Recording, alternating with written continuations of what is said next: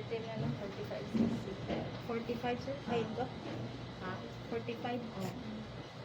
Kung makaihi, tas lang dapat tayo. Pero pakuhaan na lang siya o blood test na lang po ni Doc Stanley, CBC, and then kailan na lang nagalang sa layo ka ng mga asin-asin sa lawas, usually affected basta magsuka or kaluba. And then, x-ray na lang po kaya katong ilang sipon o 1 week ba para mukha na lang kita ma-miss out while na-attend nila. Okay? Sige. Ito ka matuog kay na TV. Oo.